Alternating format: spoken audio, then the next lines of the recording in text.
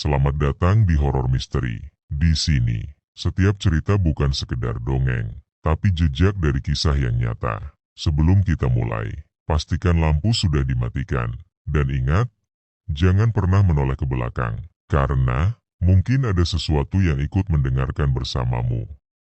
Dan sekarang kita akan membahas tentang misteri sejarah Lawang Sewu. Mari masuk ke ceritanya. Di jantung kota Semarang, berdiri sebuah bangunan tua yang namanya telah melegenda, Lawang Sewu. Dibangun pada awal abad ke-20. Gedung ini awalnya digunakan sebagai kantor perusahaan kereta api Belanda. Namun, di balik keindahan arsitekturnya, Lawang Sewu menyimpan kisah-kisah kelam yang tak lekang oleh waktu. Lorong-lorong panjangnya seakan tak pernah berujung, dan pintu-pintunya yang tak terhitung jumlahnya menjadi saksi bisu dari berbagai kejadian yang tak bisa dijelaskan dengan logika. Namun, yang paling menyeramkan bukanlah jumlah pintunya, melainkan apa yang tersembunyi di baliknya. Saat pendudukan Jepang, Lawang Sewu berubah fungsi menjadi penjara dan tempat penyiksaan. Di ruang bawah tanah yang sempit dan gelap, para tahanan disiksa hingga kehilangan nyawa. Konon, jeritan mereka masih terdengar hingga sekarang, terutama saat malam semakin larut. Sejak saat itu, banyak yang percaya bahwa roh-roh mereka masih terjebak di sana, tak pernah bisa meninggalkan tempat ini.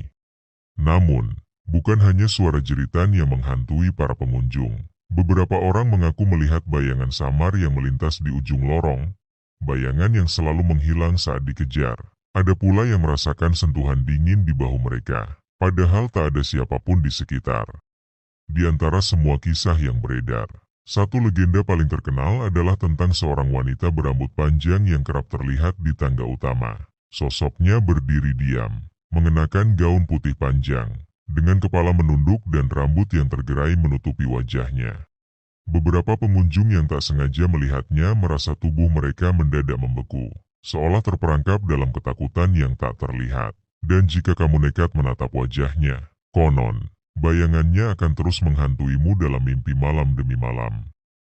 Suatu malam, seorang pemuda bernama Arif memutuskan untuk menguji keberaniannya bersama dua temannya.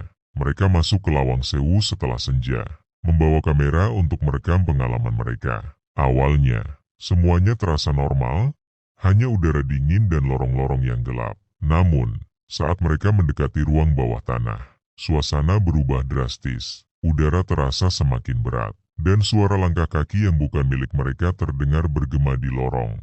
Salah satu dari mereka mencoba membuka pintu kayu tua, namun pintu itu terkunci rapat. Saat mereka berbalik untuk pergi, tiba-tiba terdengar suara lirih memanggil nama Arif dari balik pintu.